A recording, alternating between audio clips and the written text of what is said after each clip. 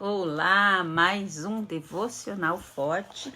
Hoje, dia 26 de janeiro. Você tem noção que faz 26 dias que nós estamos aqui? Todos os dias meditando em algo da parte do Senhor. E tem sido bênção, tanto para mim que eu creio que para vocês também. Vocês têm sido edificados. Hoje, dia 26 de janeiro, o nosso tema é protegida, protegido. Sempre eu vou, à medida do possível, vou colocar aqui o masculino também, porque tem homens aí, tem maridos que ouvem junto com as suas esposas e eu agradeço muito, porque isso mostra que vocês estão ligados aí, no mesmo pensamento, e é bom. Tanto serve para o homem quanto serve para a mulher aqui também, viu? Tanto serve para casado quanto serve para solteira, porque é a palavra de Deus. A palavra de Deus serve para todos as que ouvem. Então, o tema é protegida e é o Salmos 18. Nós vamos ler só o versículo 2. Depois você lê aí todinho aí, tá bom? O Senhor é a minha rocha, é a minha fortaleza e o meu libertador. O Senhor é a minha rocha, a minha fortaleza e o meu libertador. Eu estava em choque. Nosso pastor havia acabado de me pedir para falar com um grupo de garotas sobre pureza sexual e eu não fazia a menor ideia do que lhes diria. Eu não estava só perdida, aquilo já beirava o terror. O que havia de errado comigo? Durante anos eu viajara pelo mundo falando diante de grandes grupos de mulheres de todas as idades. Porque eu estava com medo das meninas do nosso grupo local de jovens de ensino médio? Respirei fundo, eu só precisava conseguir controlar-me. Afinal, eu era esposa de um ex-pastor de jovens. Sobreviveria aqueles 2 anos, mais ou menos, incólume. Então percebi que não era a faixa etária que me incomodava, era o assunto. Pureza sexual. Com jovens.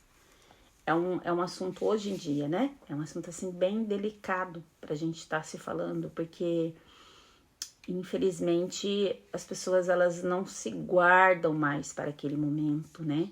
As pessoas elas não têm esse temor. As pessoas hoje em dia elas já querem provar antes da hora como que é uma vida de marido e mulher, uma vida sexual, né? Sexualmente falando. Então, na verdade, existem alguns assuntos que fica difícil pra gente falar, né? Parece que a gente não sabe o que falar, parece que a gente não tem palavras para dizer.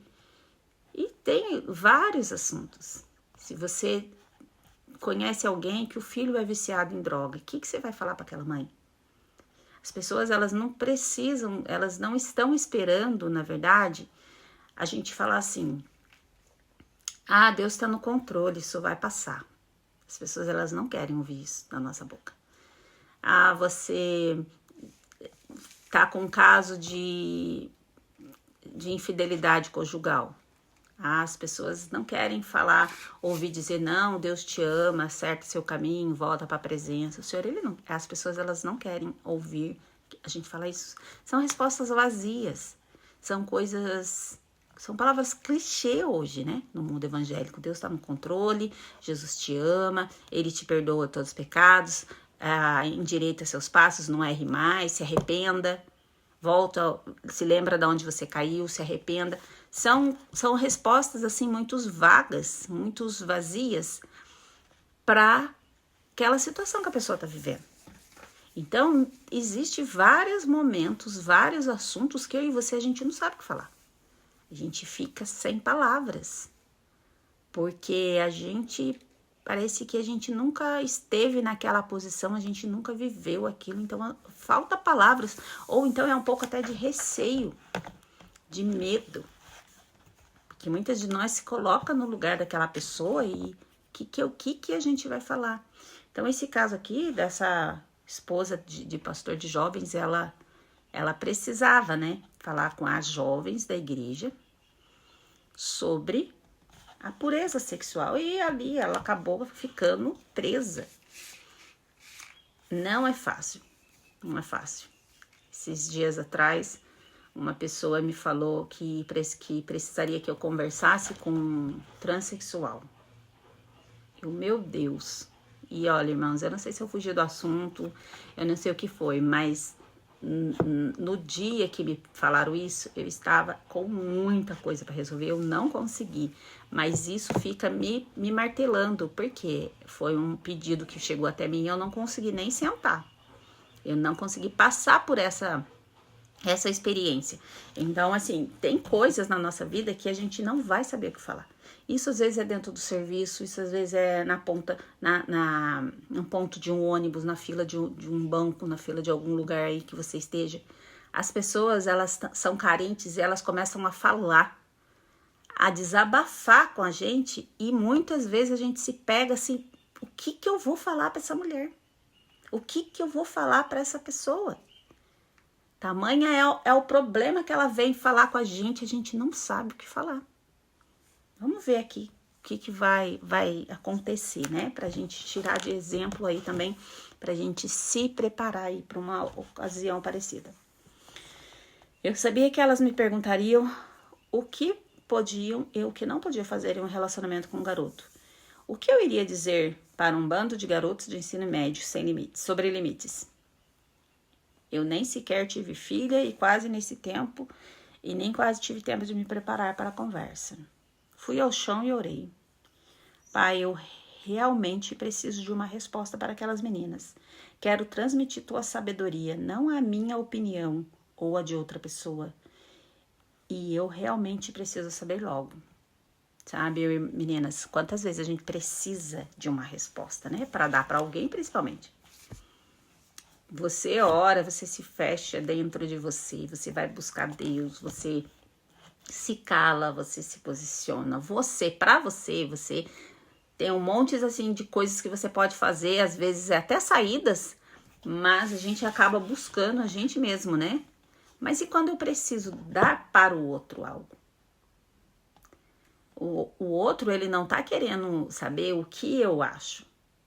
A gente nunca pode orientar ninguém com eu acho que você deveria fazer isso. Jamais. A gente não pode ser responsável em nenhuma situação pela vida do outro.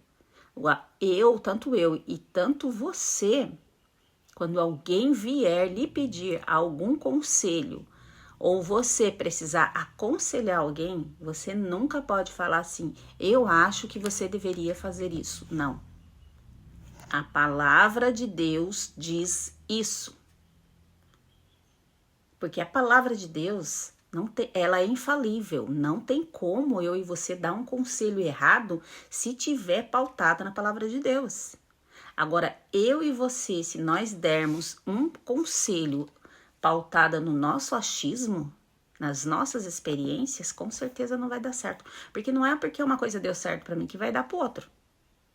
Agora, a palavra de Deus, ela é boa para mim, ela é boa para você e ela é boa para quem precisar. Então, a gente precisa o quê? Buscar mesmo ao Senhor para que Ele derrame a sabedoria dele do alto sobre nossas vidas. E quando a gente estiver num momento assim, às vezes a gente pergunta só assim, ó, tá tudo bem? A pessoa já começa a derramar ali um monte de situação que você só fez uma pergunta, tá tudo bem? A pessoa já vem com um monte de situação, um monte de problema. Naquele momento, automaticamente você já precisa se ligar no trono de Deus e já começar, Senhor, me dá a tua sabedoria. Me lembre as palavras que tem dentro de mim. Me lembre o que a tua palavra diz a esse respeito. Me ajuda, eu preciso falar, mas não é o que eu acho, é o que a tua palavra diz. Comece já a entrar em espírito para que você tenha algo de Deus para aquela pessoa naquele momento. Então é sabedoria. E muitas vezes a gente tá nesse igual ela aqui, ó, é logo. A gente precisa naquele instante, a gente precisa que versículos fluam dentro de nossa vida para que a gente possa derramar sobre a vida do outro. Por isso é muito importante a gente ler a palavra. Por isso é muito importante a gente conhecer a Bíblia. Porque quando tiver uma situação, o Espírito Santo que habita em nós, ele vai nos lembrar. A palavra de Deus diz que ele nos lembra. Como que ele vai te lembrar de algo que você nunca leu, que você não aprendeu? Por isso é importante estar no culto, prestar atenção, ler a palavra, ouvir pregação, ouvir estudos, é tudo, ouvir devocional, você tá, ó, perfeita. Então a gente precisa se lembrar, então a gente precisa o quê? Colocar dentro de nós a palavra de Deus para que o Espírito Santo possa pegar essas palavras no momento que a gente precisar e trazer pra gente, tá? Todas as palavras que você tem dentro de você, no momento de precisão, se você pedir, Espírito Santo, me lembre a tua palavra para que eu possa ministrar para essa pessoa aqui, ele vai trazer a sua memória, desde que você tenha lido, desde que você tenha estudado, desde que você tenha feito a tua parte, porque o seu papel é ler, o papel do Espírito Santo é te lembrar. Esperei nada, levantei-me do chão e fui ao chuveiro. No dia seguinte era o dia D. Enquanto tomava banho, minha mente vagava, até que ouvi o Espírito Santo falar e ajustar o meu foco. Você está procurando regras para restringir o comportamento delas. Regras não as guardarão. O poder de que precisam deve nascer de um relacionamento. Não lhes diga o que não pode fazer. Diga-lhes o que podem fazer. Diga-lhes que elas podem ir tão longe com o namorado quanto se sente à vontade de ir em frente de seus pais. Foi minha resposta. O pai deve ser o protetor da virtude da filha. Talvez esse não seja o seu caso. Pode ser que você não tenha um pai terreno para protegê-la. Quantas traumas, né? Quantas raízes que nós já falamos esses dias, laços da alma, né? Laços eternos, laços da alma. Quantas famílias desestruturadas a gente tem hoje em dia, né? Quantos repetição de padrão nós vemos hoje em dia, principalmente nos jovens. Por isso que é muito importante, tá? Você ter um bom relacionamento com seu filho, mas também dar bom exemplo para o seu filho. Porque muitos deles estão de olho na gente. Na verdade, todos estão de olho na gente. E muitos deles repetem padrões que eu e você tem. Isso acontece muito, por exemplo, quando um pai é viciado, quando um pai é alcoólatra, quando o pai é um abusador, quando o pai é uma pessoa tóxica. Eu estou falando do pai, mas serve para o pai e para a mãe. Muitas vezes, quando os pais são tóxicos, os filhos, a tendência, não de todos, mas alguns ali que sejam mais sensíveis, eles podem reproduzir esse padrão. Então, o pai, aqui está falando, né? O pai é o protetor da virtude da filha, mas a mãe também tem essa responsabilidade. Nós temos que proteger nossas filhas. Nós temos Deus lá no céu, que ele já faz a parte dele, mas nós aqui na terra, nós também temos que proteger de vários assuntos. Aqui, nesse caso, ela está abordando o quê? Uma pureza sexual, mas tem outras coisas. Tem várias coisas. Hoje em dia tá muito difícil criar filho por causa da internet. Gente, a internet é uma bênção se você souber usar. Agora, se você não souber usar, ela te leva pro buraco. Então, hoje em dia, o seu filho tá em casa, mas ele tá com o celular na mão. Ele senta na sala, tá todo mundo na sala assistindo filme, mas o celular tá na mão. Então, você tem o seu filho presente, mas muitas vezes ele está ausente de você e você nem imagina onde ele tá, com quem que ele tá falando, o que ele tá fazendo. No celular, sentado do teu lado. E nós somos o quê? Os protetores. Nós temos um pai no céu, sim. E isso é uma excelente notícia, tanto para nós quanto para eles. Mas nós temos que proteger também, nós como pais, nós temos que proteger os nossos filhos, onde quer que eles estejam. E proteger não é só você estar perto, vigiando, não, você tem que estar o quê? Atento ao que eles fazem, atento ao que eles falam, atento com quem eles conversam. Para você que tem filho, para você que não tem filho, já é bom você saber, porque colocar filho neste mundo aqui, hoje em dia não tá fácil. Sempre foi difícil, mas era um difícil com relação ao financeiro. As condições das pessoas eram mais precárias. Meu pai criou 7 filhos. dentro de uma casa que tinha 2 quartos. No nosso quarto, eu lembro, tinha 2 beliches, o meu irmão dormia no chão. E ainda assim dormia 2 crianças embaixo. A gente passava assim muitas dificuldades financeiras. Porque meu pai tinha 7 crianças pequenas, só meu pai que trabalhava, minha mãe cuidava da casa, dos filhos. Então era só ele para sustentar ali a casa, as contas, comida, roupa, material escolar. Eu lembro, quando era a época do material escolar, meu pai chegando com uma sacola de caderno. Ele colocava os cadernos, era até bonito ver ele, porque ele que encapava os cadernos, colocava tudo em cima da mesa, mas era uma pilha, pensa. Tinha uns 30 cadernos para mais. Então, assim, e ele protegia, ele cuidava, ele amparava, ele fazia ali. Então, antes era difícil? Era, financeiramente. Hoje, financeiro ainda pega para algumas pessoas, mas hoje parece que tá mais fácil. Mas, o que tem de ataque, principalmente virtual na mente e na cabeça dos nossos filhos, não está escrito. Então, nós temos o quê? Que vigiar. Vigiar e proteger eles. Porque eles estão sobre nossa responsabilidade. Talvez você tenha ido longe demais, independente do seu passado, Deus está cuidando do seu futuro. Essa resposta não se aplica apenas para adolescente, é para toda filha que se acha difícil ser pura em uma cultura impura, que estamos acabando de falar. Não são as regras que mudam nosso coração. Nós respondemos a uma ordem superior, respondemos ao amor. Trata-se de um relacionamento com nosso Pai Celestes. Em lugar de limitações morais e código de éticas esculpidas em pedra fria, nós temos verdades vivas gravadas em nosso coração. Quando transformamos nossa fé em uma lista de faça e não faça, perdemos esse relacionamento com aquele que deseja o melhor para nós.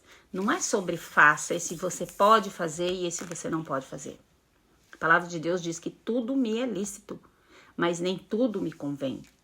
Então, mas como que eu vou saber o que eu posso, qual que tem que ser a regra básica para mim e para você? O que agrada a Deus? Nós estamos aqui para agradar o Senhor. Nós estamos aqui para honrar o Senhor. Então, o que é que a palavra diz? O que é que deixa o Senhor alegre? Todo filho quer ver seu pai feliz. Por quê? Porque sabe que daí ele vai o quê? Ele vai te presentear. A gente não pode chegar diante de Deus querendo agradar ele para receber coisas. Deus, ele é sábio. Deus conhece o coração. É diferente do pai, o terreno. Que o filho chega falando manso, vem, agrada, faz um servicinho ali que você já percebe alguma coisa estranha. Ih, essa pessoa tá querendo alguma coisa. A gente precisa chegar diante de Deus, a gente precisa querer agradar o Senhor, não para Ele nos dar coisas, mas porque a gente conhece Ele. Porque a gente se relaciona com Ele. Porque a gente honra Ele. E porque Ele é o nosso Pai. Ele nos protege, Ele nos guarda. Ele é a nossa rocha, Ele é a nossa fortaleza, Ele é o nosso libertador.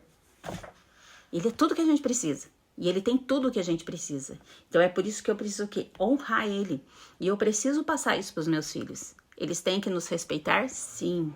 Mas eles precisam honrar e agradar a Deus. Porque é o Senhor que é a proteção que eles vão precisar.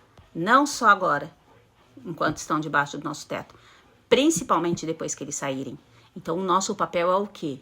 Ensinar para eles quem é o Deus a qual nós servimos hoje, enquanto eles estão debaixo do nosso teto. Porque quando eles saírem, a gente vai estar tranquila. A gente vai estar em paz.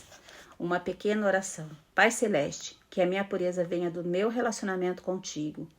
A despeito do meu passado, eu te nomeio o meu protetor e te convido para os espaços mais íntimos de minha vida. O Senhor é minha rocha, o Senhor que cuida de mim, e o Senhor é tudo que eu tenho e preciso na minha vida. Eu sou forte porque sou capacitada por um relacionamento com o Pai, e não por regras, mas por amor e obediência.